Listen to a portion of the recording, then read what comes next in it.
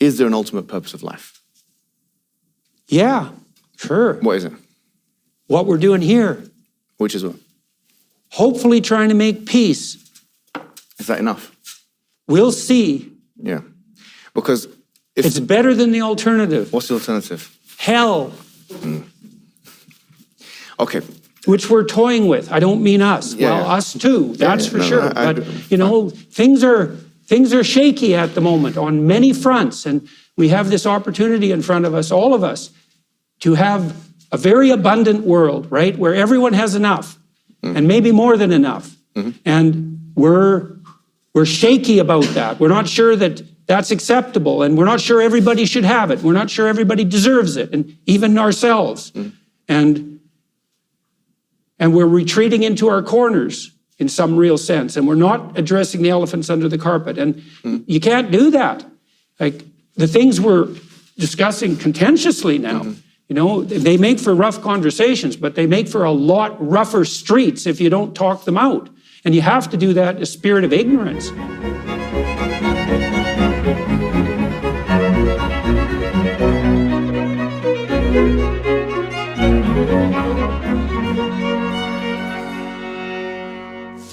So our first special guest is Dr. Jordan B Peterson. He is a clinical psychologist and professor emeritus at the University of Toronto. From 1993 to 1998, he served as an assistant and then associate professor of psychology at Harvard. He spent 15 years writing maps of meaning, the architecture of belief. Dr. Peterson has penned the popular global bestsellers Beyond Order, 12 More Rules for Life, and 12 Rules for Life, An Antidote to Chaos. In 2016, before the publication of 12 Rules, several of Dr. Peterson's online lectures, videos, and interviews went viral, launching him into unprecedented international prominence as a public intellectual and educator. With his colleagues, Dr. Peterson has produced two online programs to help people understand themselves better and to improve their psychological and practical functioning. He's currently working on an online university dubbed Peterson Academy. Please welcome Dr. Peterson. We also have with us Jonathan Pageau. He is an artist and he studies Christian symbolism, and he also studies postmodernism, right? God forbid for some, right?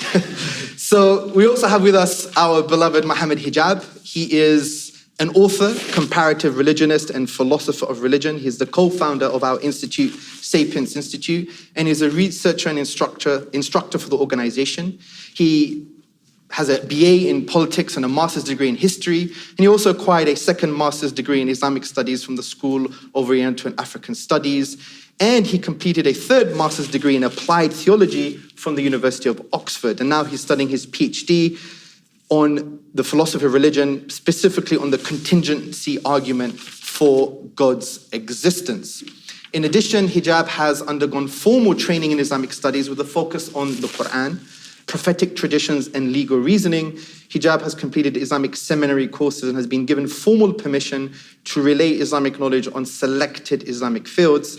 Mohammed Hijab is one of the very few Muslim public figures who deal comparatively with political, philosophical, and theological issues such as, and has amassed a following with many subscribers on YouTube in English and Arabic. So please welcome Mohammed Hijab and, of course, Jonathan Pageau.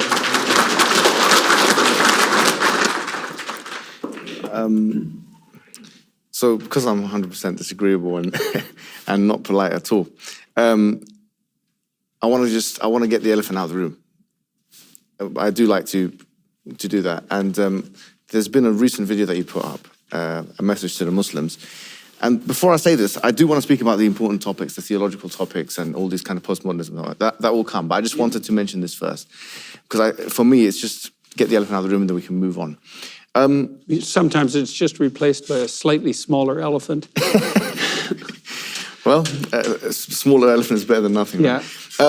I was going to say is that, it didn't land well with a lot of the Muslim community. Yeah. And I think the reason why is that it was seen as condescending, it was seen as kind of patronizing. What was your intention with this video exactly? To start a dialogue stupidly and badly. Because that's how you have to start them. You know, we talked already about the idea of tolerance. And I'm actually not here to be tolerant. You know, because tolerance sort of presumes that I know what I'm doing and you guys don't, but I'll put up with you anyways. And see, I don't actually think I know what I'm doing exactly. And so I think, well, you might have something to teach me. And so it's not so much tolerance as, I would say, hopefully something approximating an expression of reasonable humility, which is, well, first of all, we occupy the same space, and as far as I'm concerned, it'd be better if we got along. And we've all had our own revelations, you know, personally and let's say socially, and we don't know how to integrate those revelations. And that's rough, that's hard. And so I'm here to listen. And the message was preposterous in some sense, although not much more so than the message I made to Christians, which I wouldn't say was exactly flattering. And, you know, I thought it would probably ruffle some feathers, but I thought it might also initiate a dialogue, or at least further it. And that has happened, you know. I mean, certainly there were many people who were irritated at me and thought that I was being condescending, and I wasn't trying to be, because I do have a lot of people who are paying attention to my lectures around the world on the Islamic side, which is quite surprising to me, especially with regard to the attention that's been given to the biblical lectures. And I don't take any of that for granted. And I wasn't trying to either capitalize on it or interfere with it. I was trying to do the next stupid thing that might move things forward a bit. And it's actually worked, I would say. Well, first of all, I am here, and I know that's not a direct consequence of that message, but at least it didn't break it. And there have been many other Muslim groups who've reached out to me in a serious way, at least in part because of that. And so I think we have to understand that we're going to stumble into each other a fair bit if we actually try to talk, because of all the elephants and the snakes that are lurking under the carpet. And I think it's a very good thing to get them out in the open. I'm a very agreeable person, as it turns out. Yes, I know, it's to my detriment, but I wouldn't have guessed, to be honest, that you're very agreeable. Yes, it's one of my major character flaws, but I don't like conflict at all. But the reason I would say I'm prone to engage in it is because sometimes what's under the carpet needs to be revealed, because it's going to cause a lot of trouble if it just sits there and brews or broods and multiplies. And so it is one of the advantages of disagreeable people, having them around, because they will haul things up for inspection that everyone else might be loath to confront. You know, the downside is, well, you might do that too often, you know, and that's a hard thing to get right. So I'm not here in a spirit of tolerance. I'm here in a spirit of ignorance. And I'm hoping, see, the other thing I've been thinking through, and you guys can tell me what you think about this, is it seems that in the situation we're in now, sort of globally speaking, that it would be useful for people of religious faith to note that there are other people of religious faith with whom they have much in common, one of them being religious faith, and that they are also confronting, as people of religious faith, a world that is attempting to, let's say, shake itself free of that. And so it isn't exactly obvious to me that it's a great time for people of religious faith to concentrate on their differences, given that there are perhaps more important elephants to address, let's say, or fish to fry. And so I've been I'm very ignorant about the Islamic tradition, and I'm trying to rectify that. It's very difficult to step outside your own culture and to really understand someone else's. And I'm under no illusions, I hope, about the degree of understanding that I've managed, but I have tried to understand what we might share in common, and that's crucial. And so certainly one of the ideas that we all share in common on the religious front, let's say, is that there is an ultimate unity that should be placed above all else. And so that's part of the great monotheistic tradition. And I'm going to speak mostly as a psychologist rather than as, say, an advocate of the Christian tradition, because It isn't obvious to me that Let me kind of push back a little bit on that point, because you're an individual, like, obviously in your newest book, you're talking very categorically about precision. And I would say you're an individual that is very precise. You're categorized, like, if I was to say anything, I would say that you're an individual that's scrupulously meticulous in exactitude and, I don't know, meticulousness or whatever, yeah? So you speak and you think about what you're going to say before you say it. That's what you're known for. And in fact, if someone says something which is kind of off the mark a little bit, you pull them up for it, right? And you know, usually because I don't understand it then. Yeah, no, for example, like the Kathy Newman interview, like the assumptions and the questioning that she had when she was questioning herself, you pulled her up on it. And that's why it became so popular, the discussion was so popular. And you're a clinical psychologist. So what I was going to say is this, like, for example, if I were to make a video, right? I say this message to the, to white Canadians or something, yeah? Yeah. And I said, it's hard to talk to them. And I say, look, tentatively, why don't you reach out to some Russians, or, heaven forbid, reach out to Black Africans or First Nation people, whatever it may be. How do you think the community of white Canadians, let's say, for the sake of argument, will react to that kind of message? Well, if it was you? Yeah. Well, you're pretty disagreeable, so you'd probably get bit back a lot. Yeah, but exactly. It's hard to say until you do it, Yeah. I mean, I have reached out to other communities, let's say. I did an interview with a friend of mine who's a Native American carver who lives on the West Coast. And, I'm not very happy with the narrative that's being promoted in Canada, which is that the European settlement of Canada is best viewed as genocidally colonial.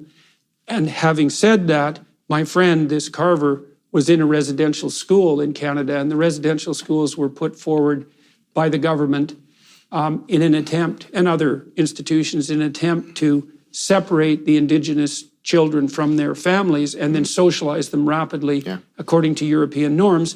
And there was some positive motivation for that. And sometimes that helped and worked, but one of the things that did happen was that some schools were, let's say, invaded by people of a pronounced pedophilic and sadistic bent, and my friend ended up in one of those schools, and his life was so dreadful that you can't even hear about it without serious emotional damage. And so, I went forward with that discussion, and it was very contentious, but it went very well, and it told a story that was true and needed to be told. Yep. And so, you step into foreign territory at your peril, that's for sure. But, and it was relatively difficult for me to arrange for this to be a possibility. Yeah, of course. But my thought, again, because I'm trying to look for what we have to offer each other rather than what divides us, I thought it was worthwhile. In an economy as volatile as this one, it's important to have control when you're making a big purchase like a new car. That's where Carzing comes into play. Carzing is completely changing the way you buy a car online. An online car shopping website with millions of listed vehicles, Carzing works with over 25,000 dealers nationwide to help you find your dream car. By partnering with credit agencies, lenders, and dealerships, Carzing provides you with everything you need before stepping foot into a dealership. Their mission is to make auto financing quick and easy while providing a modern, hassle-free way of shopping for cars. Their innovative technology and financial tools provide consumers with the ability to instantly pre-qualify online without affecting your credit score. Plus, you can search for vehicles with instant financing details including down payment, monthly payment, term, and APR. Once you find your dream car at your ideal budget, all you have to do is bring your saved deal voucher with you to the dealership to finalize your next ride. Carzing offers transparency to the max. You know your purchasing options before you set foot into the dealership, which makes the whole process so much more convenient. Visit carzing.com/Jordan today to skip the guesswork and find the best deals near you. That's carzing.com/Jordan. Well, let me push back again once again on this point. So, for example, it's not always what you say. Sometimes it can be what you don't say. So, for instance, I think you've become somewhat of an emblem of Western civilization, right? In terms of you're an intellectual. Heaven help us. No, but you have. And I also push back on the point that this is a foreign culture, because I think that Islam, and you've mentioned this in the lecture as well, that Islam has now become part of, Western culture. Yeah, well, that's the open question. As we noted in the introductory remarks, it's like, is Islam part of the West? We're kind of having the same discussion about Russia in some real sense. And that's really going well at the moment.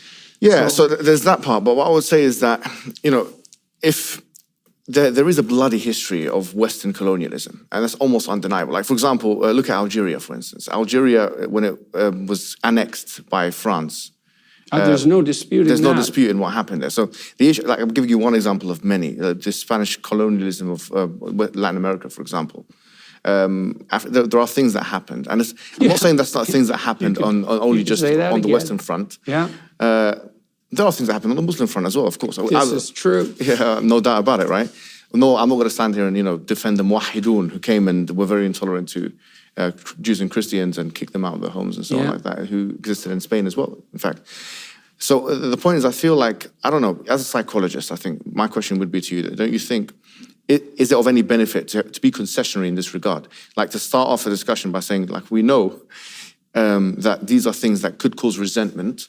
Right? Yes. Because, like, for example, I know a lot of Algerian people, and this is very clear in their historical memory. Yes. And the accusation will be that the West have colonial amnesia here. They are not taking into account what they've done. I'll be honest with you. Well, they don't even know how. Well, okay. So, do you see what I'm saying? Yeah, well, absolutely. Yeah. I mean, look, here's how I would address that psychologically. In many of the mythological stories that I've read, there is the motif of the evil uncle. And so, for example, in the ancient Egyptian cosmology, there were four central deities, although a host of associated deities, and one of them was Osiris, who was the deity of the state. That might be a good way of thinking about it. And he had an evil brother, Seth, who was always conspiring in the background to overthrow the state and to establish his own rule, say, based on power. And the Egyptians, this is thousands of years ago, had figured out by that point, because their society was quite large, that there was something in the social structure itself that posed a threat to the structure, and that was the tendency for the structure and its leaders to become willfully blind, and for conspiratorial powers or patterns that would use resentment and the desire for power to overthrow that. And they thought of Osiris as willfully blind and Seth as an eternal danger, and that's true. But there's another element to the evil uncle too, which is that in some real sense, and it's a very difficult thing to sort through morally, all of us walk on blood-soaked ground, because human history is, in some regards, a nightmarish catastrophe. And some of that's just because life was so difficult, but it's also because people did unbelievably cruel and malicious and deceptive, committed unbelievably cruel and atrocious and deceptive acts. And so we're all stuck with this problem that here we are in relative peace and harmony so far, although we seem to be doing everything we can to try to disrupt that at the moment. And part of the price that's being paid for that is an endless litany of historical catastrophe. And then we all have to face up to, well, what does that mean for us in terms of our individual responsibility?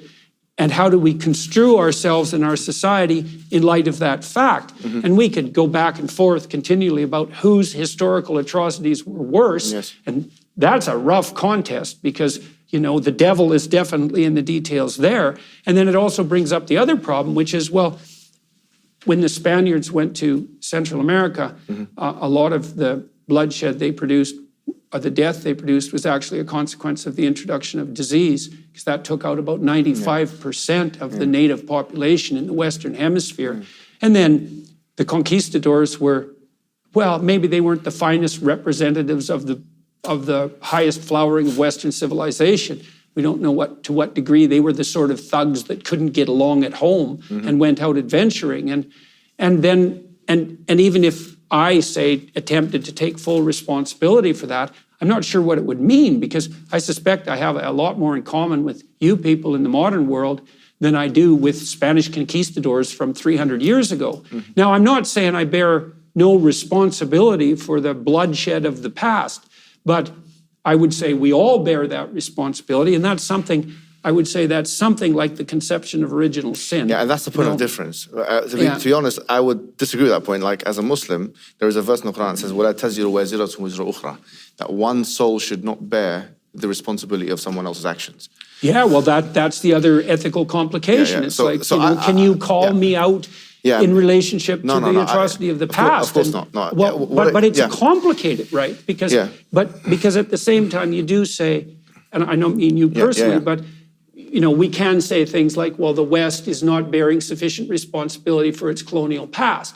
And so at some level, that kind of devolves down to the individual. It's So like, let well, me kind of rephrase it then. I think that's more of a left-wing criticism. It's like, there's reparations and affirmative action Yeah, programs. Also. yeah. I'm not advocating any of that, and nor do I even believe in any of that, to be honest with you. Nor me. Yeah, so what I was putting as an alternative to that is that there is this kind of, I would call this maybe an Orientalist, a new Orientalist narrative, which states that Islam is incapable of X, Y, Z. Call it tolerance, call it whatever it is. And look at what's happened in Islamic history.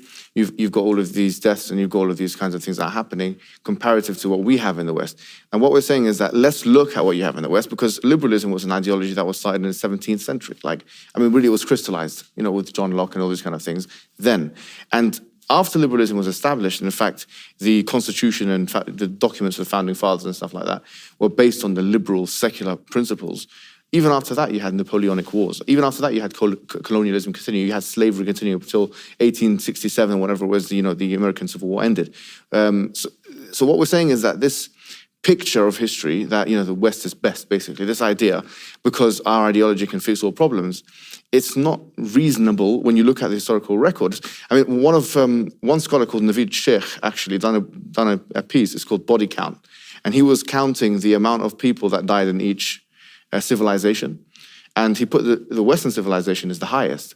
And because you have things like World War I and World War II, and these things were, World War I and World War II were nationalistic conquests. They were not religiously inspired. You can argue to what extent were World War I and World War II religiously inspired, but certainly Islam was not a main feature of the 30 million people that died in World War I, or however many million people died in World War II. So the point is that we're saying is that, and obviously you've got concepts in the West like manifest destiny, and which I think every single president of the United States of America believed in, westward expansion, these kind of things. The point is that the proposition that the ideology of the West can fix our problems, this is what we have an issue with, because what we're saying is that if we look at the historical record, there is no evidence of that. In fact, what it's shown us is that there's more bloodshed. Individualism has caused more death. With all due respect, I know that you do cherish individualism. I'm not saying everything is bad about it, but when you have a society deplete of a communitarian ethic, is bereft of a communitarian ethic, then you can have these issues. And so these are conversations, and I think you are moving towards a communitarianism. Your newest book, you were talking about institutions and these kind of things, and the respect for tradition and these kind of things. I'm not sure if I'm reading you correctly, but these are the kinds of conversations I think we need to have.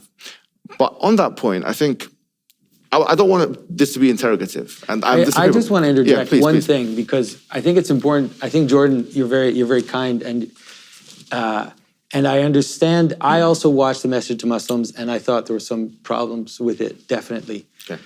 But when you said there's an elephant in the room that I want to address, my mind immediately went to videos I've seen of you with some of your friends in the street, and suggesting violence and suggesting aggressive actions against other communities, which in the West is something that, let's say, in Canada, people don't do that. And that even though there might be civil conflicts, we have a state, we have police, we have an apparatus, which is there to deal, which is not completely perfect, but which functions to install the rules. So when I see someone in the street surrounded by men wearing masks, who are talking about, if these other groups come out, they're going to see us and we're going to be there, and I'm looking for Jews, and we're talking about blood, and there's these very strange behaviors that I think that if you're going to... we're looking for Jews? Do you remember that when I said that exact statement?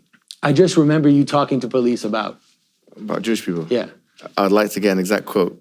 Okay, so I don't remember. I recall. Well, the other one, one that I definitely saw that you spoke for quite a while was relating to some issues with Hindu communities. So what happened recently? I don't want to go. Well, this is I think the reason why it's important. The reason why it's important is that I'm a Christian, very much a Christian. I have many problems with modern Western culture.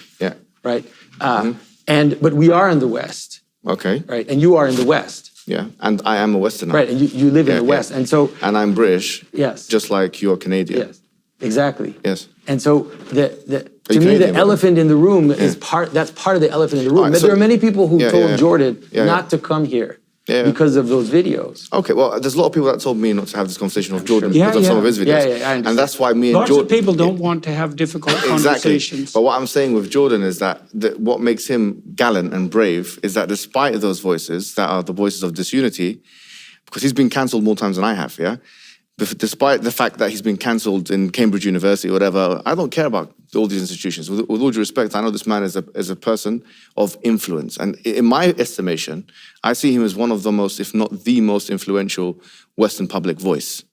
Right? So for that reason, I speak to him. And for that reason, I don't apologize to anyone for doing so. And I think in a way, he sees the same thing in me. Maybe not to the same level, but the fact that I'm half his age, he knows what's going to come in 30 years' time. So he's playing the cards right. And I think at the end of the day, my voice, my emotions, what I'm saying in the streets of London or Leicester or whatever else is how a lot of Muslim people feel. But don't forget, yes, I'm disagreeable. And my temperament is not the temperament of the average Muslim. So you've got to differentiate between me as an individual, me, Mohammed Hijab as an individual, and Islam. Do you see? If you say, Mohammed Hijab, you are a hypocrite, you are a bad guy, you are violent. So you know what? That's something I have to look into. Do you know what I mean? If that's your advice to me, that's something I have to look into. Well, I would also say there's no moral advantage in being a pushover either. Yes, I agree. Right? And so these things are very hard to calibrate correctly. Yeah.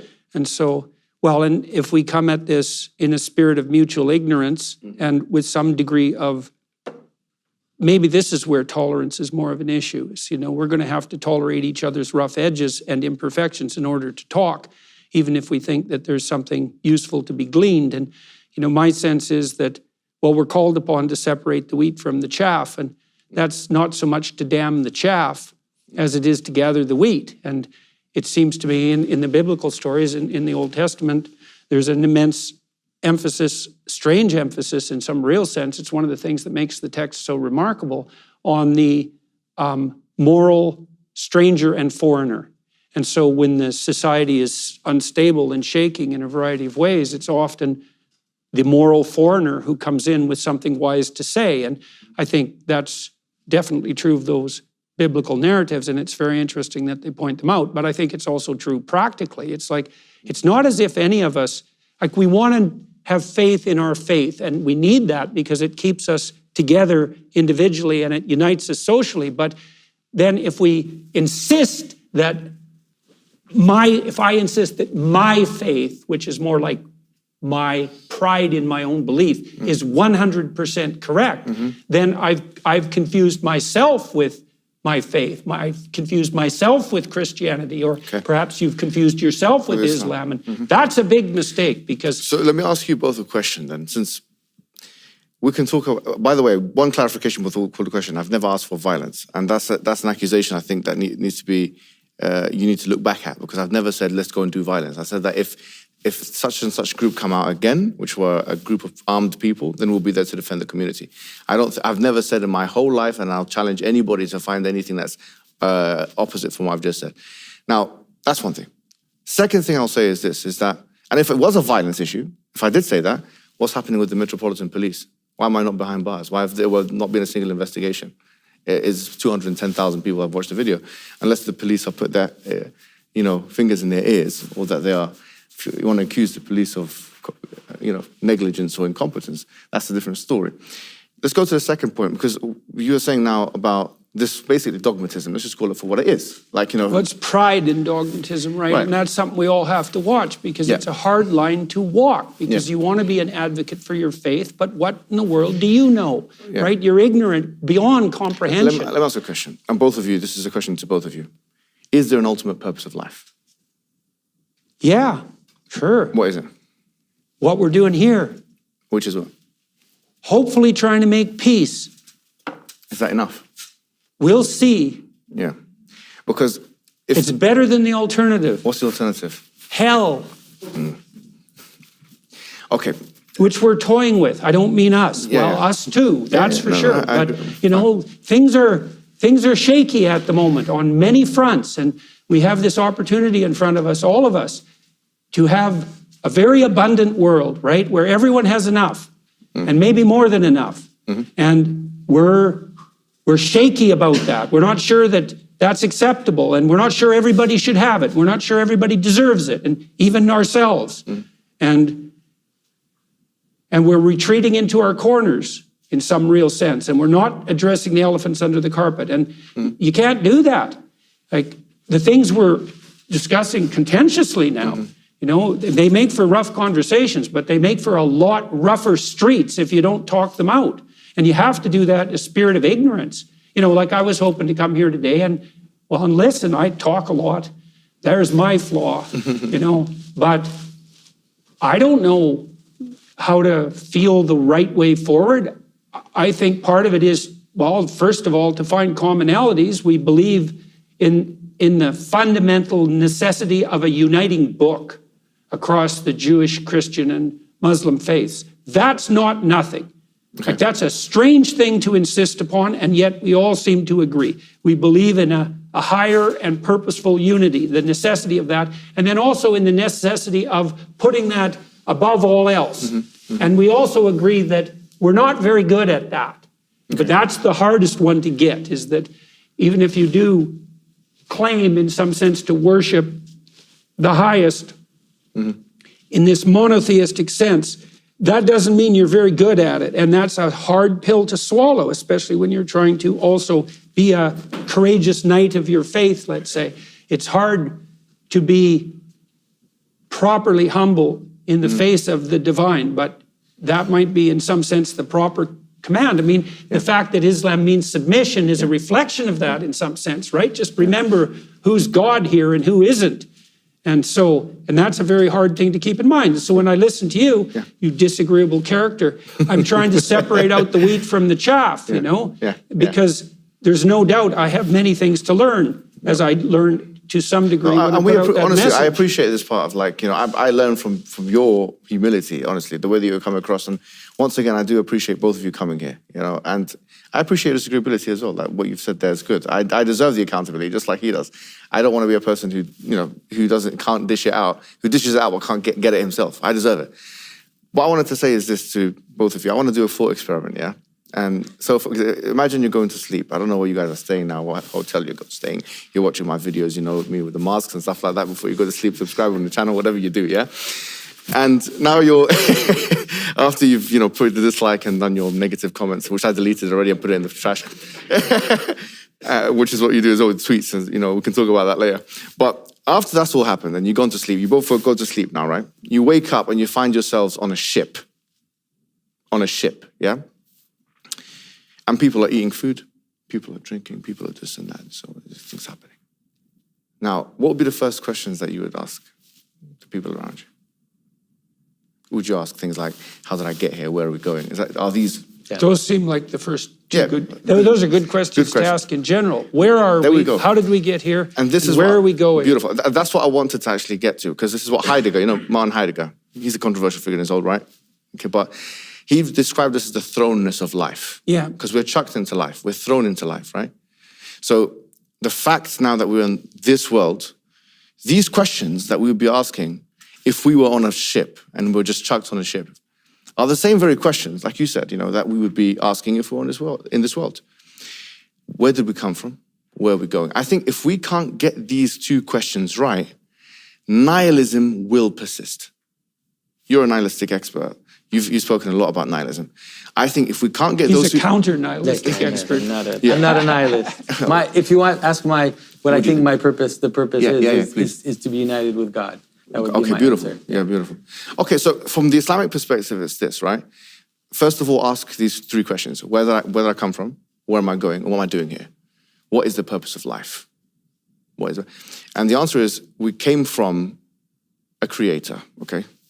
So we can approach this in whatever argument you like. I'm doing a PhD in contingency argument. You can do anything you want. You can do it, for example, through the fact that the universe is regular and stable and uniform and possesses life. What's the best explanation for that? Is it knowledge or not knowledge? So we say it's knowledge, right? Or as we say, it's a creative capacity of some sort. We came from this creative capacity. We came from this knowledge force, right? So that's the first thing we say. We came from this force, this higher power. Where are we going? We're going back to the higher power, right? And we're going back to the higher power with our deeds, which we have to be responsible for, which is exactly, it's a hallmark of what you stand for. And I believe genuinely, that's why you're asking why are so many people listening to you. Because we reject original sin, with all due respect. Original sin says that one man, gave us a sin, the other man took it away. Basically, I mean, we're fallen creatures, and then Jesus, you got to believe in sola fide. You believe in whatever you know about Christian. I'm Orthodox, so I don't believe that. Oh, fair enough. Okay, fine. I don't believe in original sin the way you described it. Oh, but that's fine. But fine. No worries. Eastern Orthodox, yeah? Yeah. Okay, fine. But the issue is that this... I didn't say I believed in it either. I just said that the concept of original sin is an expression of this problem that we're describing, which is that we're all burdened with something approximating, the throneness and this ambivalent relationship we have with the atrocity of history. And that's worse, because if you study the atrocity of history with any degree of seriousness, you have to take account of the fact that people like you did it. And you might think, I wouldn't do it. It's like, no, I get you. I wouldn't be so sure about that. For sure. I mean, you were talking about the kind of, you were talking about the suffering. And obviously one of the major sufferings is the Holocaust.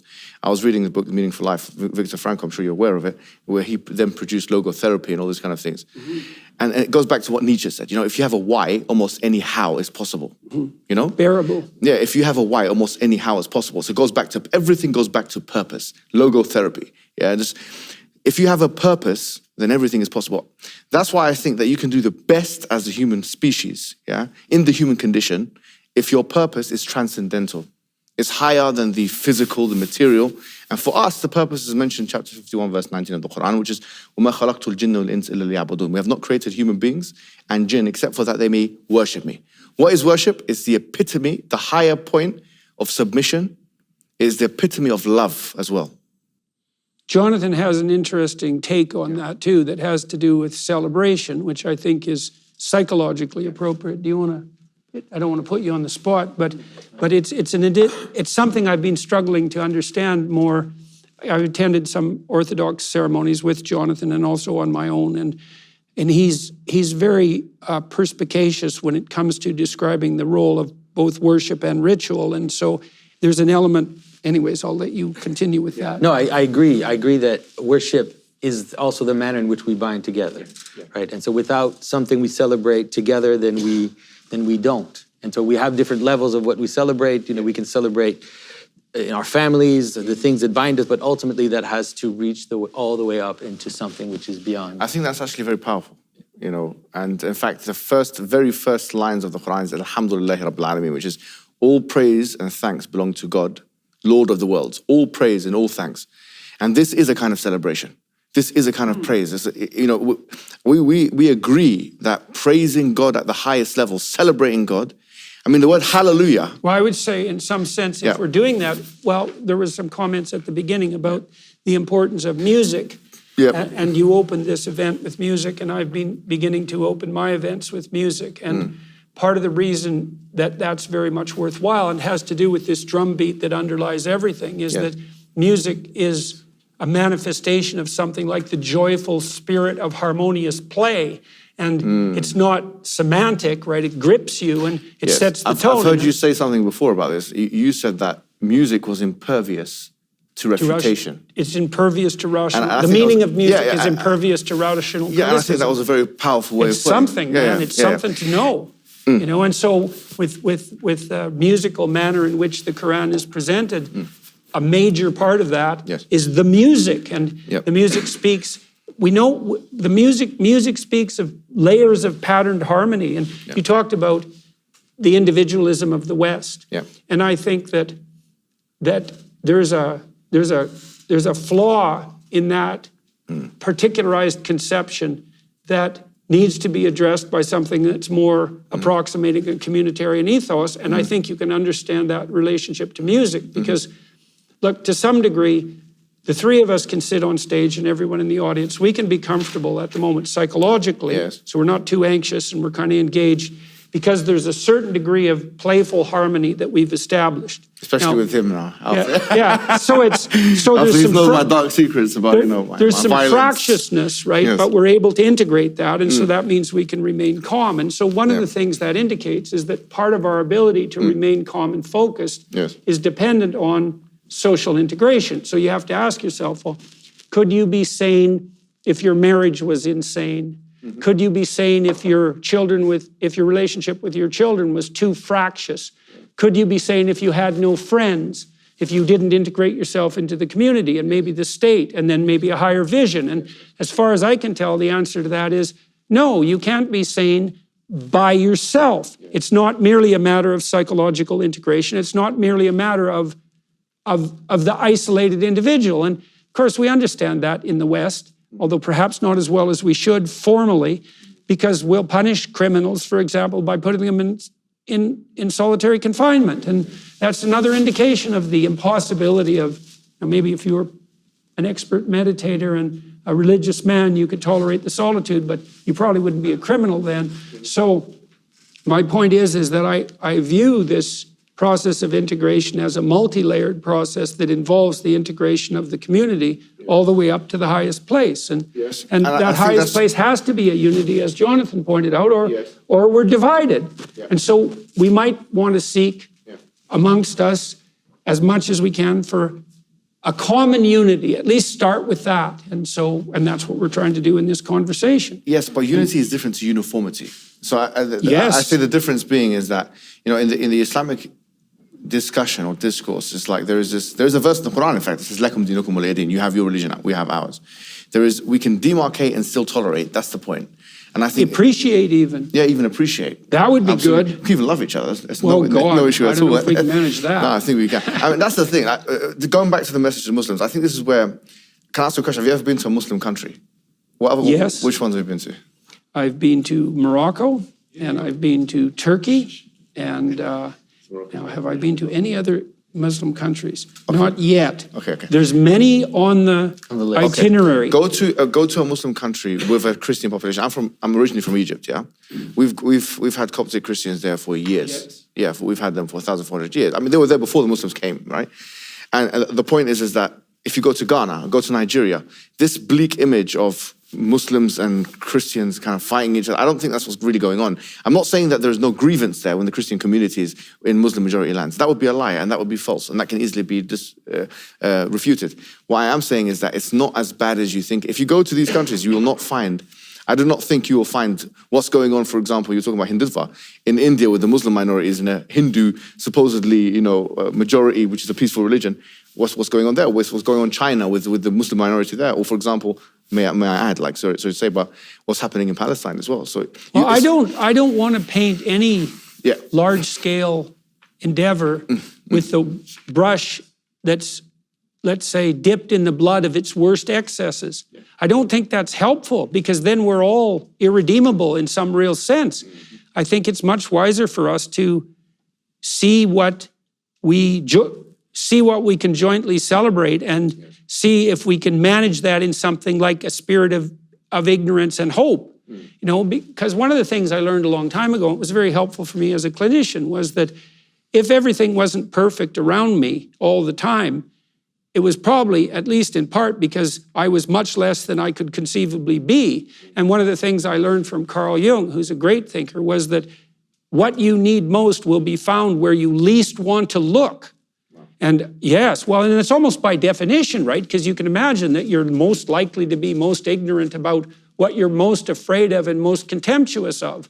And so by definition, that's the last place you want to look. And if you're an advocate of a given religious faith, one of the last places you might want to look is in the wisdom of an alternative faith. I agree. That's who are you to be such a committed advocate of a faith that's so complex that there's no way that someone like you can understand it. And I mean that of your own faith. And so it's not so obvious that the stranger you think is the devil doesn't have something to say. I get you, but I once heard you quote Carl Jung, because obviously you mention him a lot in your books, and I learned a lot from you about Carl Jung. Yeah. That he stated that, the West are technological giants, but moral dwarfs. In comparison, yes. Yeah. So, and that's the problem all over the world increasingly, right? Yeah, we're technological giants, but moral midgets. To some extent. But what I was going to say here is that, going back to Carl Jung here, because, for example, and going back to the issue of purpose,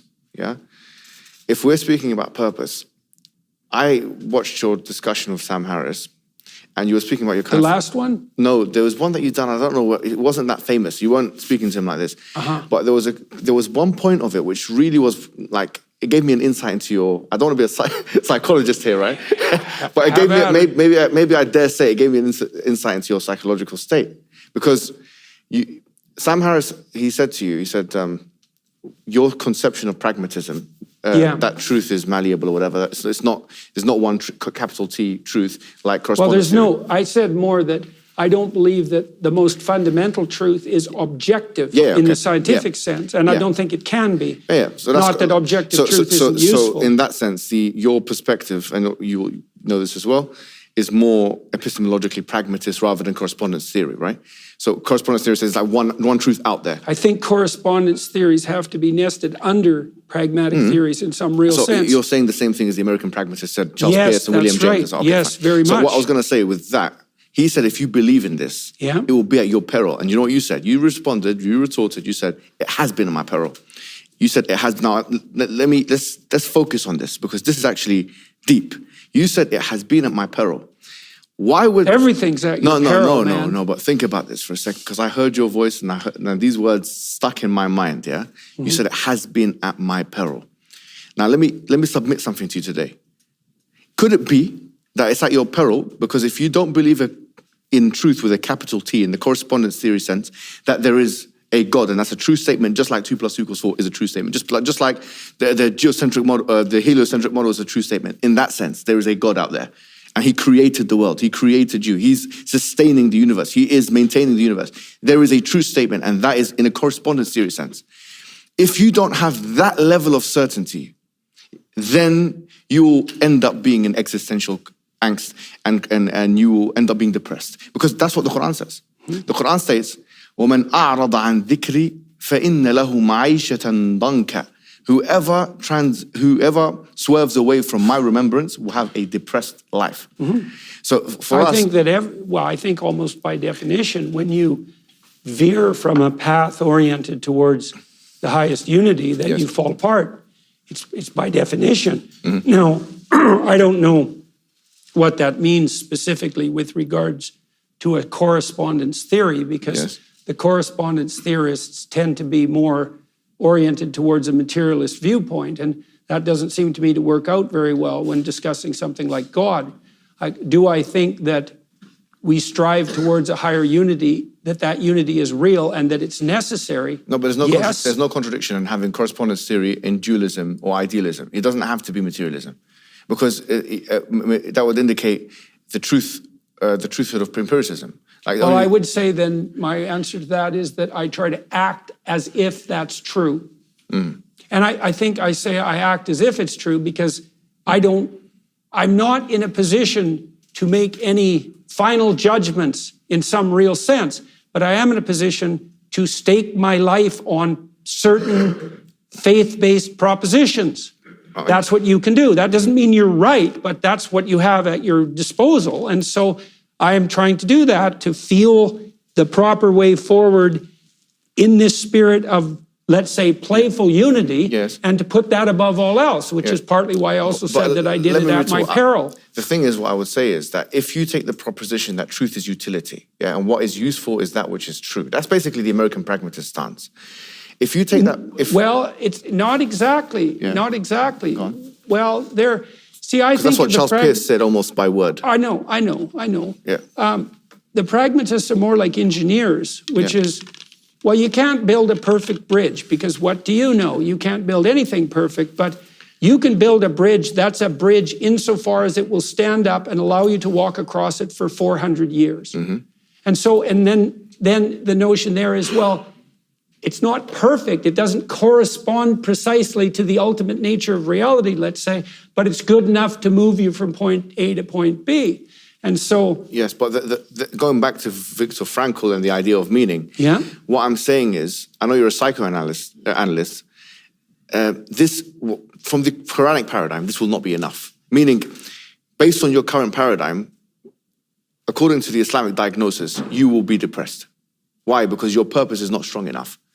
Do you see the point? Yes, well, that's probably true. So, I know that sounds a bit intrusive, so I do apologize for that. But I want to. No, I don't think it is intrusive, because I think if you deviate from that orientation towards unity, then I know this from a psychological perspective. If you deviate from orientation toward the highest unity, which you might think about as the highest goal, two things happen. One is you experience less positive emotion, so joy and enthusiasm and engagement, because positive emotion is experienced in relation to a goal, not as a consequence of achieving it.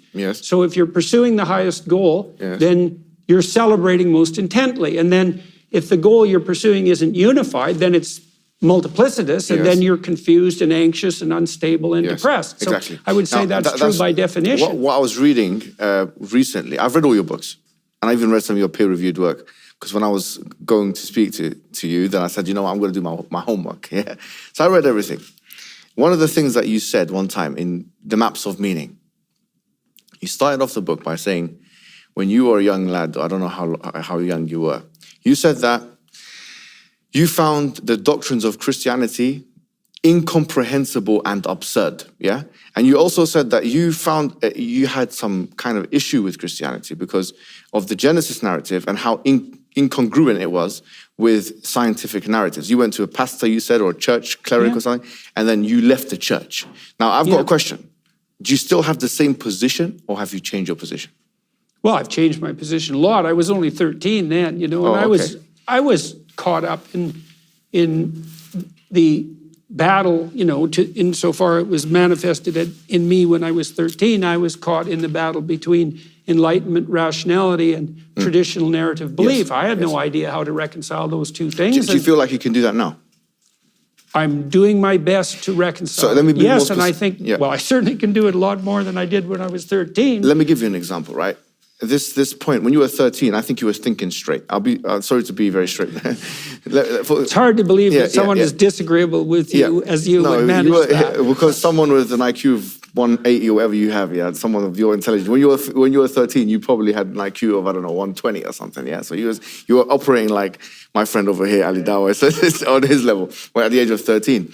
But what I was going to say was that, the reason why I think he was, because look at the Trinity, for example. Look at the schisms. Now, this goes to your specialism.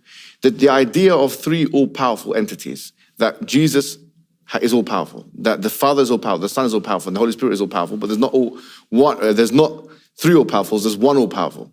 You have one ultimately willing being, person, which is Jesus, and then another person, which is ultimately willing, which is the Son.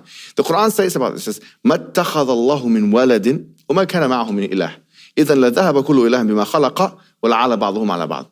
In chapter 23, verse number 91, it says that Allah has not taken any son, and he did not have any creator with him. Had that been the case, they would have stripped one another for what they would have competed and tried to outstrip one another for power. Meaning this idea of three all-powerful persons is unintelligible, to say the least. The idea that Jesus Christ exhibits two natures. I know that there are schisms and there's differences of opinion among Christians. But the fact that you have this human nature, where Jesus is walking and he sees the tree and he can't eat from the tree. He doesn't know that the tree is in season or not, or that he doesn't know when the hour is, or whatever it may be. The Quran says it very clearly. كَانَا يَأْكُلَانِ الطَّعَامِ. Him and his mum used to eat food. This proposition that they're limited and unlimited at the same time is unintelligible. It's a contradiction. It's an affront to logic.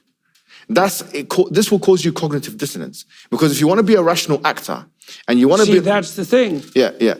I don't want to be a rational actor. But you do when you do your scientific experiments. That's true. So why'd you separate the two things? Because rationality should be subordinated to something above it. And I'm trying to subordinate myself to that. And so my reaction to what you're saying is that this isn't an insult. I'm telling you what my reaction is. Please say it's not even a criticism. Of course.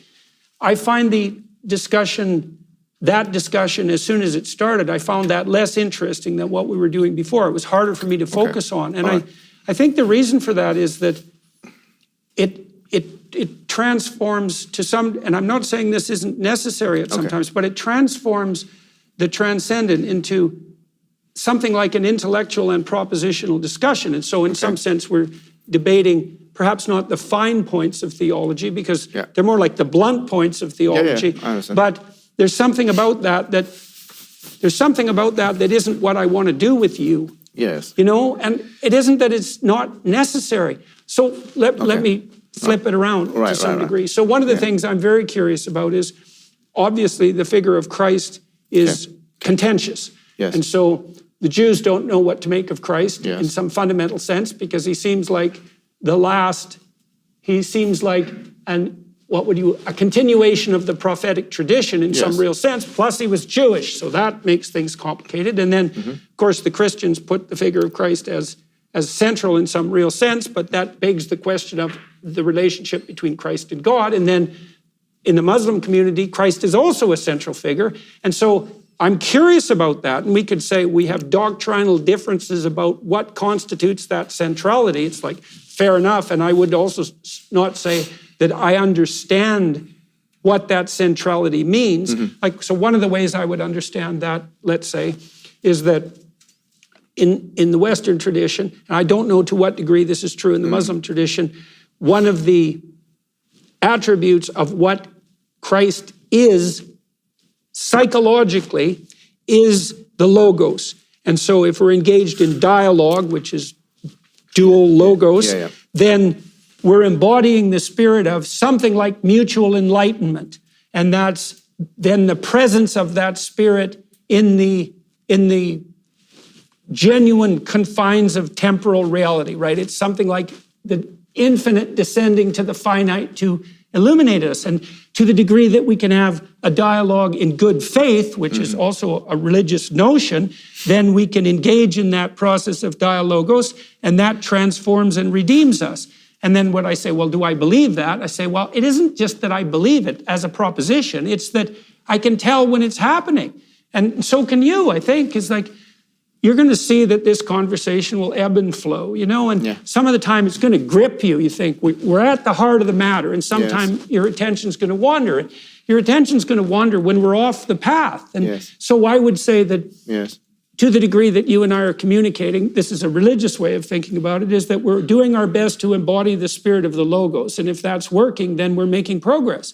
And I know that in the Western tradition, that's part of what has been conceptualized as the fundamental attribute of the figure of Christ. And I know that Christ is central in the Muslim tradition. And so one of the things I would want to know is not how we differ doctrinally, because I don't even think I'm qualified to debate you on that case. We've got the guy here. Well, Jonathan might have some things to say, but what I would like to know instead is, why do you believe that the figure of Christ is central in some sense, or maybe I've got that wrong, although I don't think so.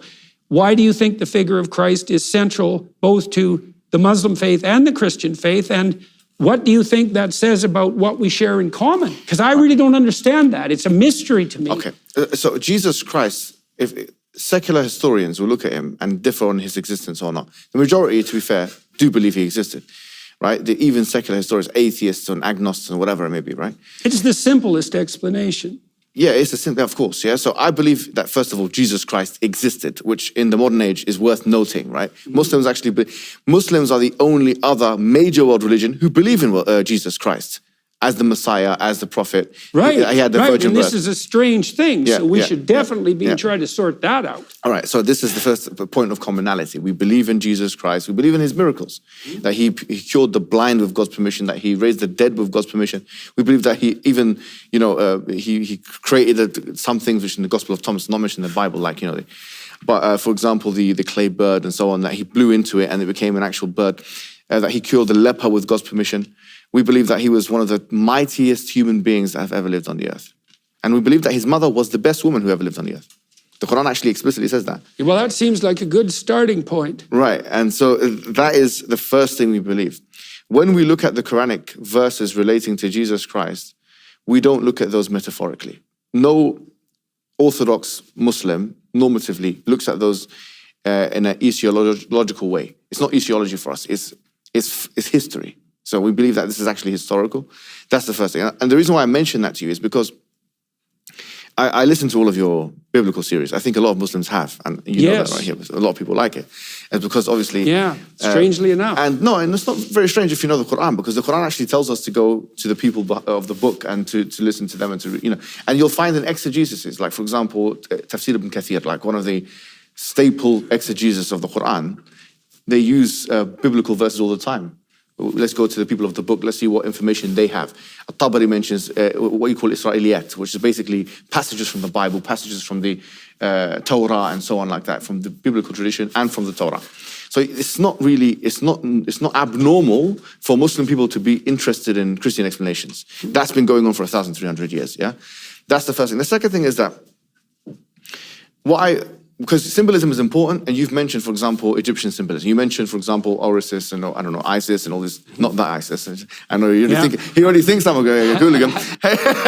This man's already, but the Egyptian god Isis. I have to make that very clear, and so on. Yeah. So my question would be therefore, before we talk about symbolism, because a symbol can be you can have a symbol and an expression of something which exists at the same time. For example, you can have something which is not metaphoric, because you can't have a metaphor and non-metaphoric. But you can have a symbol and something which doesn't exist. For example, I say that you are a symbol for Western, I don't know, whatever it is, intellectualism, yeah? Possibly. I mean, this debate, is Jordan B Peterson a symbol for Western intellectualism? Debate here. And he exists. Now, here's the point, you know that there are central doctrines to Christianity, like the crucifixion, the ascension, the resurrection, and all the above, right? These are doctrines. How do we look at these doctrines? Because the reason why I'm asking you, I think you are qualified, or at least you have some, because you did mention in your lectures that you were taking the approach of the Alexandrian school, which is like Origin of Alexander and his Jewish teacher Philo and these kinds of people, who take what you call the spiritualizing text. They spiritualize the text. They were known, the Alexandrian school was known for spiritualizing the text. And they were aberrational in that sense. And that's why one of the reasons why they were seen as heretics by all, I think, all the churches. The Eastern, I mean, just Origen, but the Origen said some things which are heretical, but he has massive influence on church fathers that are respected. But to your point, let's say the notion that facts have meaning, that is something that as Christians we should believe, right? God created the world with a meaningful structure, so the world lays itself out in a way that when we see it, we can see the meaning. Exactly, and this is something which all types of Christians will agree with. Catholics will agree with it, Eastern Orthodox and Protestants. All of them will say you must believe in these doctrines as happening. You cannot believe in them as symbol. You cannot believe. So the reason why this actually is... So when I hear something like that, then the question that arises for me is, what do you mean happening? And so let me just unpack that a little bit. So I did a lecture last night at the Apollo on the story of Cain and Abel. Yes. And one of the things that I proposed was that not only did that story happen, but it's always happening. Yes. It always happened. It's happening right now, and it's always going to happen into the future. And so I would say to some degree, the mere reduction of these profound stories to a historical reality is an underestimate of their truth, because they're a strange kind of truth, because they're the truth that always happened and is happening now and always will happen. So the Cain and Abel story, for example, you have a story of the eternal battle between something like the spirit of joyful and appropriate sacrifice, which characterizes Abel, and the spirit of resentful resentment against the structure of existence as a consequence of thrownness and the shaking of the fist at God.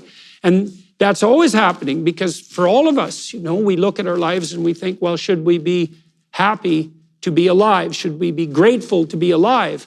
And the answer to that is often, but not always. And if you put someone in the position of Job and he's being tortured to death by fate and tragedy and catastrophe and malevolence, he might well come to a point where he's motivated to take the resentful path and shake his fist at God. And we have those spirits inside of us warring constantly. And so then when I look at a story like Cain and Abel, I think, well, the question, did that happen, begs the question, what do you mean by happen? Because when you are dealing with fundamental realities and you pose a question, you have to understand that the reality of the concepts of your question when you're digging that deep, are just as questionable as what you're questioning. You know, so people say to me, do you believe in God? And I think, okay, there's a couple of mysteries in that question. What do you mean do?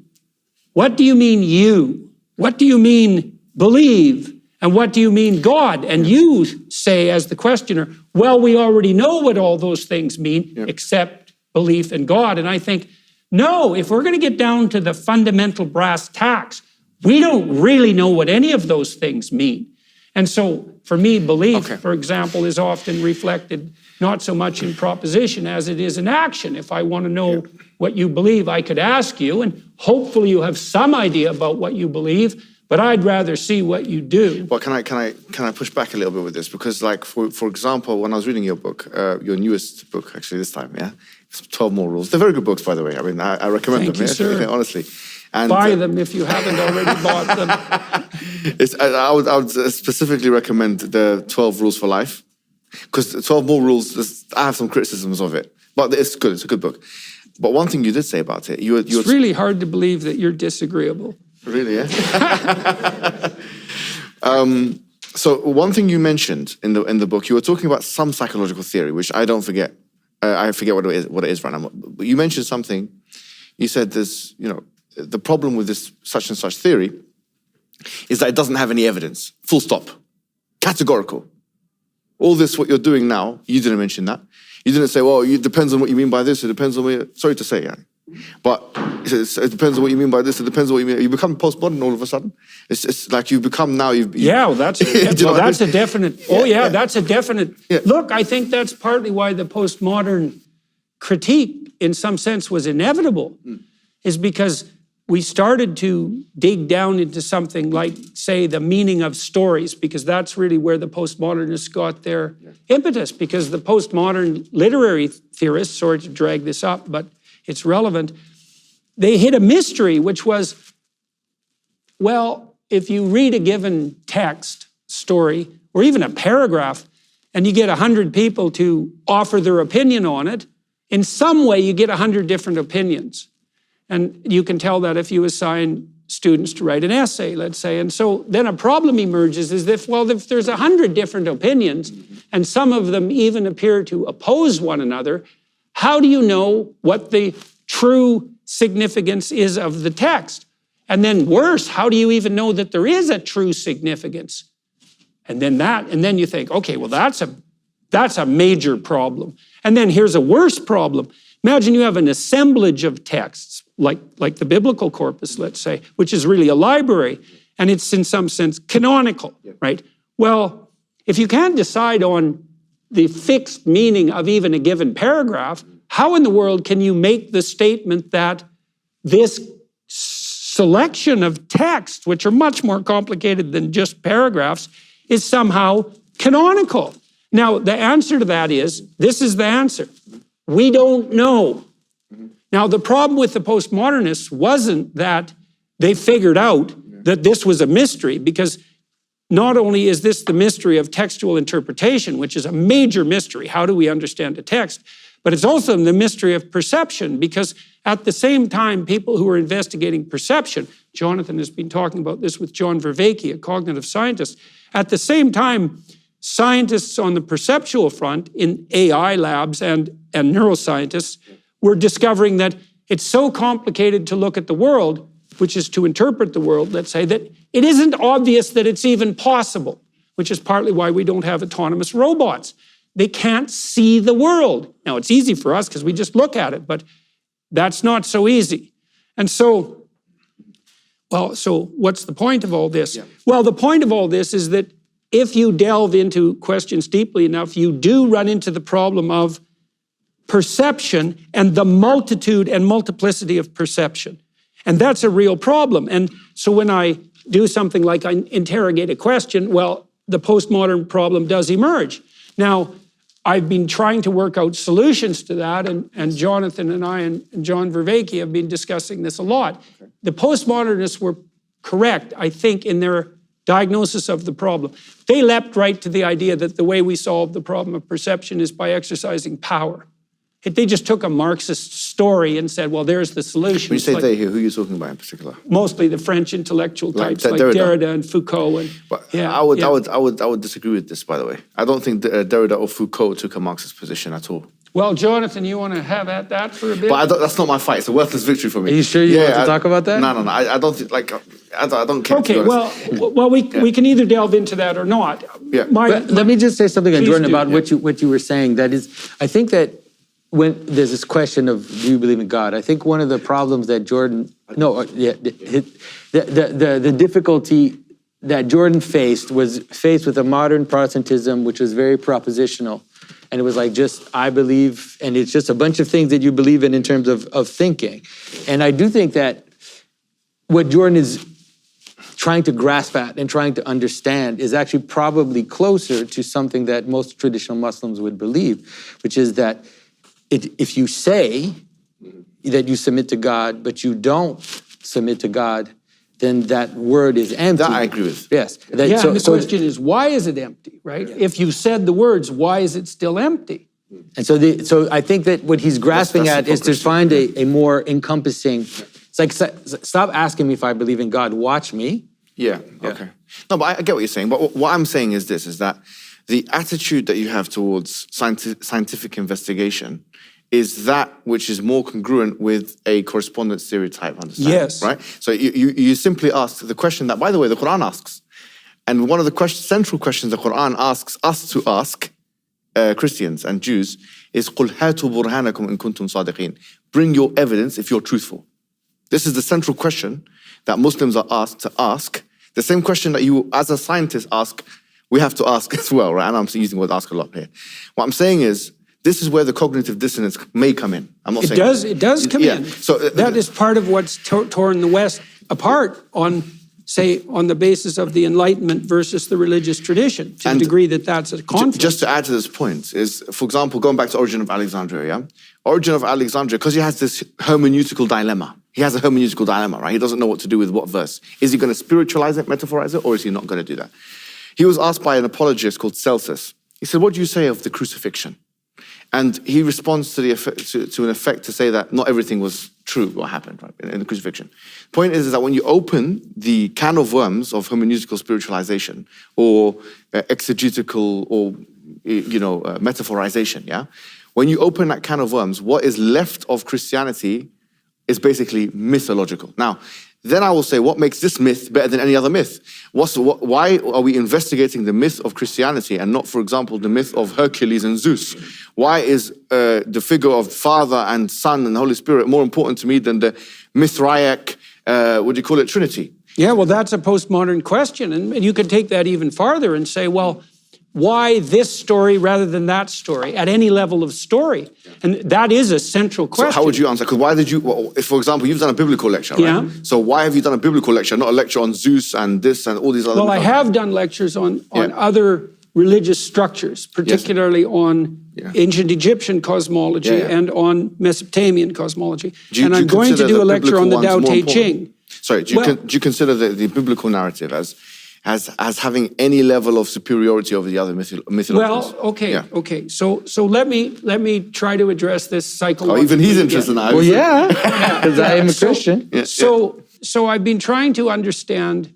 So I'll tell you one thing that clinical psychologists have learned over the last 100 years, despite their doctrinal differences. So there's many schools of clinical psychology, ranging from behaviorism, which is very practical and strategic, and has to do with micro changes in action, to psychoanalytic theory, say on the Jungian side, which is more interested in dreams and large-scale transformations of the imagination. Spans a huge range of philosophies and practical approaches. But there is one commonality, and it's emerged, I would say, empirically. The behaviorists discovered that if someone was afraid of something and avoiding it, and the combination of those two things are important, because there's lots of things you should be afraid of that you should avoid, like playing in traffic, because you'll just die if you go run out in the street. But imagine that you're moving towards a necessary goal and you're pretty committed to it, and something comes up that you're afraid of and it stops you, and now you start to avoid. Okay, and then maybe that gives you an anxiety disorder, it makes you depressed. Then the question is, what are you avoiding and why, and what should you do about it? And what the behaviorists started to do was to expose people to small doses of what they were afraid of and get them to relax. And the idea was, well, if you could learn to relax in the face of what you were afraid of, then the fear would go away. And maybe you had learned in some way to associate that with anxiety earlier. Now, it turned out that that worked, but it also turned out that it worked even if you didn't relax. And so there wasn't a learning to be calm.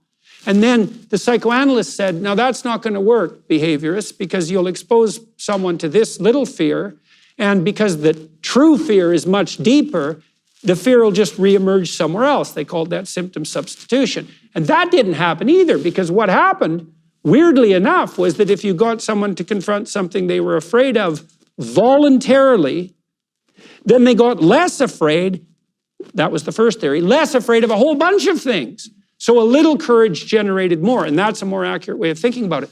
Turns out people didn't get less afraid. They got braver.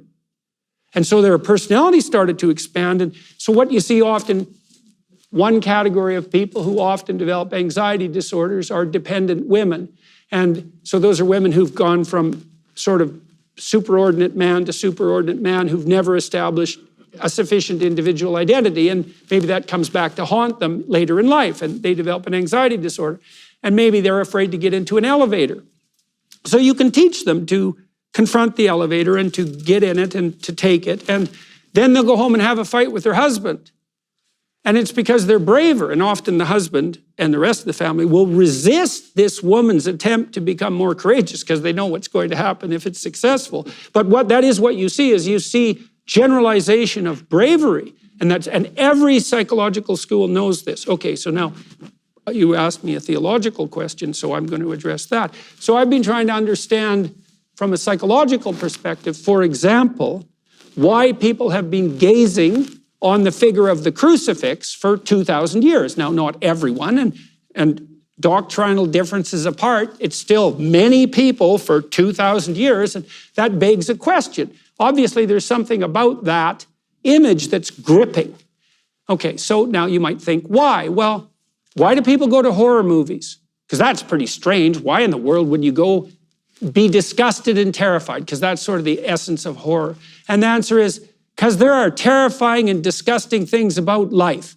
And maybe you should go confront them now and then voluntarily so you get a little taste, so you can build a little courage and a little faith. And so at minimum, one of the things that the crucifixion story, the passion story represents is something like the sum of all possible tragedy.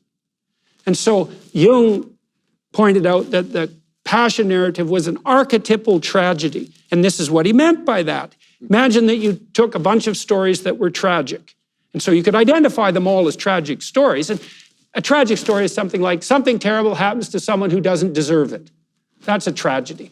So then imagine you have 10 stories about maybe someone got betrayed by his best friend and someone fall prey to a tyranny, and someone died young and someone innocent was punished by a court, and you'd think, oh, that's tragic. And then you took all those tragedies and you took the core of the tragedy and you made it into one story. And that's, in some sense, what the passion story is. It's the sum of all possible tragedies insofar as that can be construed by the revelatory imagination. And then you might say, well, why gaze upon that?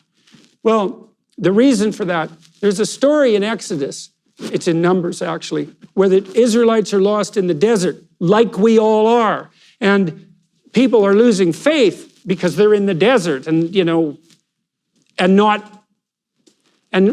not voluntarily in some true sense. And so they're losing faith. They're getting all fractious. They're fighting. They're starting to worship false idols. They're falling apart. And God gets irritated at that. And so he sends a bunch of poisonous snakes in to bite them. And you think, well, why would God do that? It's like, well, have you been alive? You know perfectly well that if you're confused and lost, and then you get bitter and disunited, that all you do is make things worse and that more snakes come up to bite you. It's like, that's life. And so the Israelites come to Moses and they say, you seem to be in quite nicely with God. Do you want to ask him to call off the snakes? Like, we're sorry, get him to call off the snakes. And so Moses has a chat with God, let's say, and God says, he doesn't call off the snakes. And so that's the thing about God is very often he doesn't call off the snakes, you know. And he says instead to Moses that you have to make a staff. You have to cast a staff out of bronze, and on the staff you have to place a serpent. And then all the Israelites have to go and look at the serpent. And if they look at the serpent, then they'll no longer be poisoned by the snakes. And then there's a section in the Gospels where Christ says something approximating that unless his figure be lifted up like the serpent in the desert, no one can be redeemed unless his figure is lifted up like the serpent in the desert, which is a very strange thing to have happen, right? Because it's a reference to this very strange story that's ancient in a very strange context many thousands of years later. But can imagine this, it's like, it's a bad thing to be confronted with snakes. And there's a real reason that the symbol for medical transformation is a stake on a staff, right? And not just associated with the Judeo-Christian tradition. It's a much older idea than that. And so, well, there's snakes, and that's bad, and you should look at them. But then there's something like the sum total of all possible snakes. And that would be all the terrible things that could happen to you in life. And then you could think, well, maybe you need a story that encompasses that territory of terrible things that you can then look on. And that's, at least in part, what the Passion story represents. Now, you can debate about whether or not it's a full account of the comprehensive tragedy of life, but like I said, I'm thinking about it psychologically. Now, there's more to it, because around that story, there's also a cloud of mythology, of associated imagery. And one of those developed dreams is something like the harrowing of hell. So not only does Christ die terribly, despite not only being innocent, but being good and being betrayed and being subject to tyranny and having to die before the eyes of his mother, all of that. But that's not enough. That hell itself has to be confronted. I would say, well, is that true of your life? It's like, well, terrible things are going to happen to you, and you better be prepared. And then you might think, well, that's too much. And if it's not too much, it's at least enough. And I would say, yeah, that'd be good to believe, but I don't think it's true, because you're actually going to have to do something like confront the reality, at least of historical atrocity and human hell, because that's part of your character too. And in order to fully reveal what you could be, then you have to contend with all of that, and you have to do it voluntarily. And so part of the reason I'm interested in that, the Christian story, let's say, is because that part of the story is where the rubber hits the road in some sense. It's like, well, that's your responsibility, is to confront the catastrophe and hellish aspect of life forthrightly. And then the question is that transformative? And one answer is, what did Nietzsche say? You know, you can tell the character of a man's spirit by determining how much truth he can tolerate. It's a very interesting way of thinking about it. This is a crushing weight, this notion, but life is going to throw its catastrophes at you, sometimes even if you're innocent. And if you're not prepared, you know, in faith, well, you're going to fold, and then it's going to be much worse. And how much do you have to face? And the answer might be every bit of it. Do you know, on this point, thank you for that. I think that you've really expressed that in a very powerful way. And what the last comment that you made really was, reminded me of a prophetic saying of the Prophet Muhammad. He said, "Ajaban li amr al-mu'min." Wondrous is the affair of the believer. Wondrous is the affair of the believer. Wondrous is the affair of the believer. Inna amrahu kullahu lahu khayrun. All of his affair is good. وَلَيْسَ ذَاكَ لِأَحَدٍ إِلَّا لِلْمُؤْمِنِ. And this is not afforded to anybody except for the true believer. إِنْ أَصَابَتْهُ صَرَّ شَكَرْ. If good happens to him, he is thankful. وَإِنْ أَصَابَتْهُ ضَرَّ sabara wa shakar. And if negative things happen to him, he's patient and he's thankful. Right, that's a hard thing to pull off, that last one. The powerful thing is, and this is what Nietzsche was a great advocate for, ironically, he's a father of postmodernism in a sense, but he was talking about human suffering as a positive thing for the resilience or building of resilience in the human being. And this goes back to the point of purpose. Yeah, well, so here's another thing that psychologists have learned. So imagine that you take a group of people and you subject them to a difficult and onerous and stressful task. But you've set up the experiment so one group has that inflicted on them, let's say, and the other group decides to do it voluntarily. And then you measure as accurately as you can the pattern of physical and psychological response to those two conditions. What you find is that independent of the weight of the load, the attitude transforms the response. And so if you confront something difficult in a spirit of voluntary engagement, a whole different spirit takes hold of you. And you can measure that and to be physically. fair, that's exactly what I remember Viktor Frankl saying. Yes, he was saying that those in the concentration camp who are most likely to survive are in fact those who made meaning out of... Well, Solzhenitsyn said something, I think, that was even more profound on that front. He said, he left ambiguous the issue of whether or not you were more likely to survive if you were a believer, let's say. Although he was struck as an atheist by the composure that true religious believers had in the Gulag. But what he did say, more importantly, I would say even, was that if you were a genuine believer, your soul was more likely to survive. And what he meant by that was many people in the Gulag camps became corrupted. And you can think about them as a microcosm of the world. People were under tremendous stress. And one of the temptations was to become a trustee and participate in the system of oppression. And the camps in Russia could not possibly have sustained themselves if the prisoners weren't running them.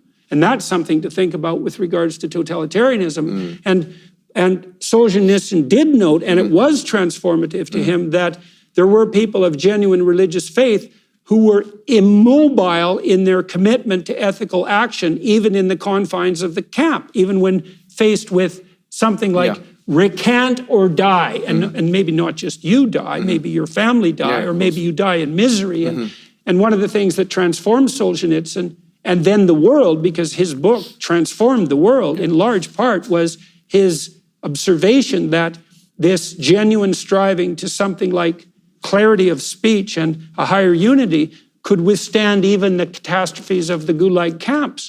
I want to ask you a question just before we end. Yeah, sure. Is that I've okay? only politely sat here just to indicate we need to wrap up. Okay, I just want to ask one last question, because I'm interested in both of you in a sense, yeah?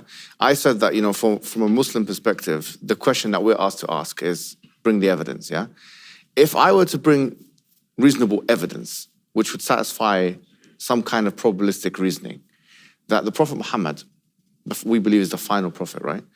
That he was a true prophet, would you be willing to become a Muslim? I wouldn't dispute a priori the idea that Muhammad was a true prophet.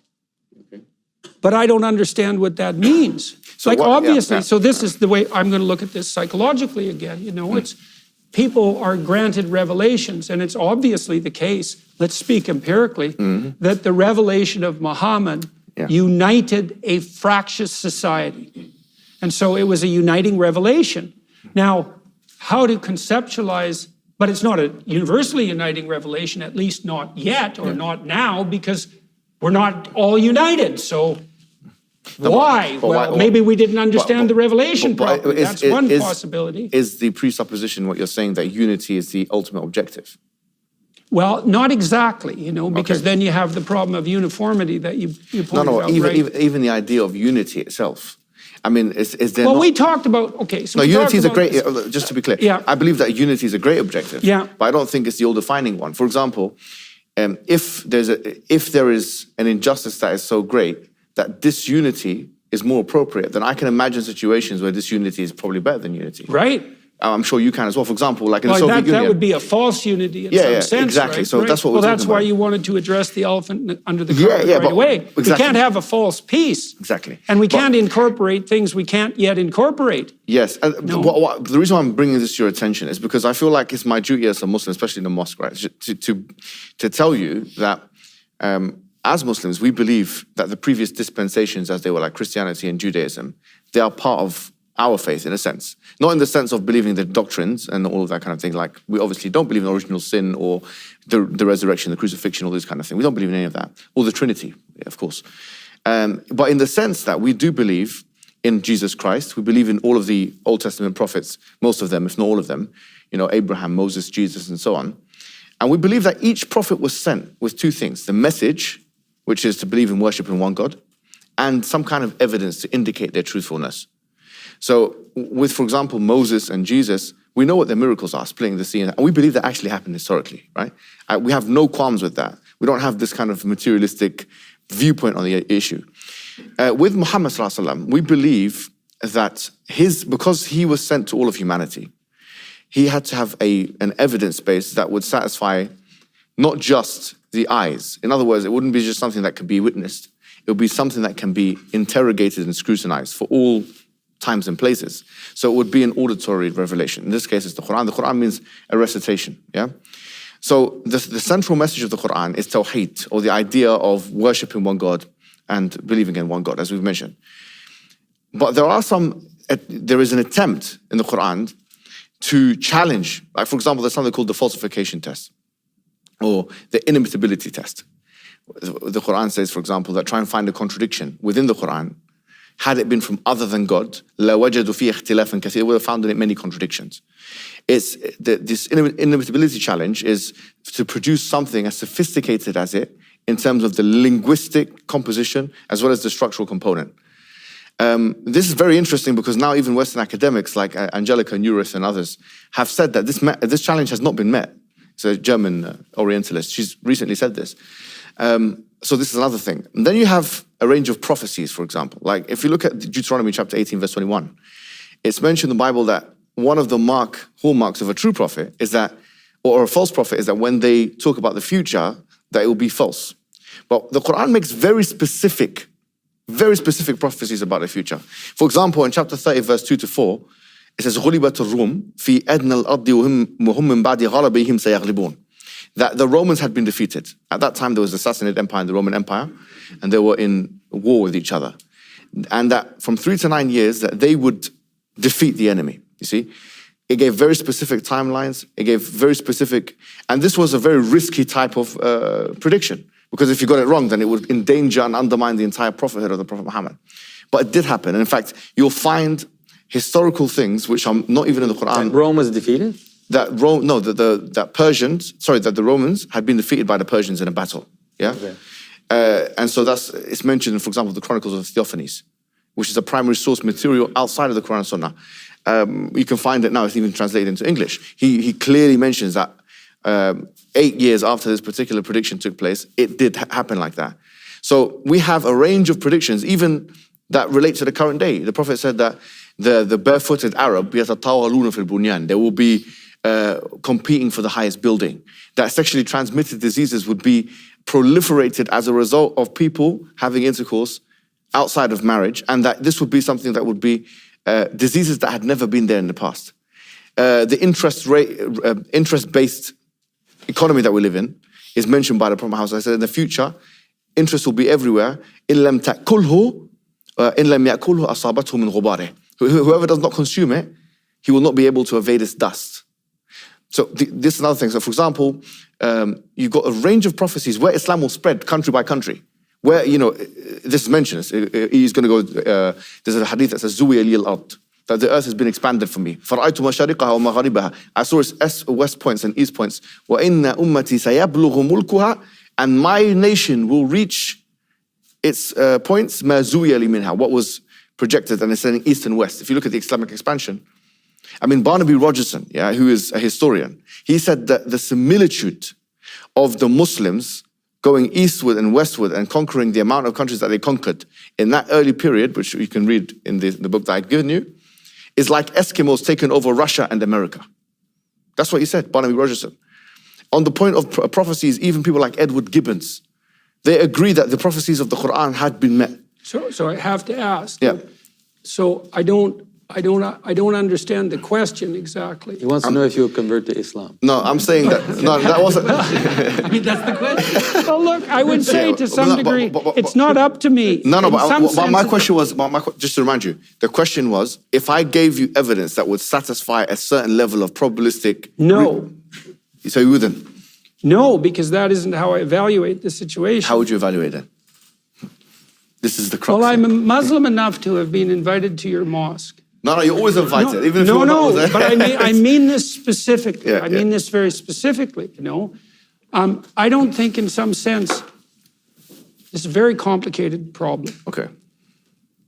You know, when people meet me on the street, they'll say things like, I met a couple of Orthodox Jews in New York, and they said to me on the street that they call me rabbi, which was it's a hell of a thing to hear, you know.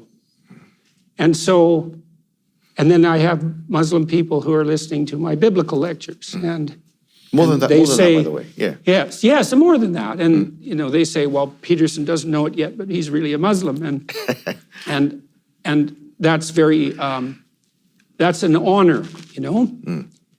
Just like it was an honor to be approached by these Orthodox Jews, and that hasn't only happened once. And I've had lots of correspondence with people, and the same thing has happened with the Orthodox Christians, and to some degree the Catholics, and lesser so the Protestants.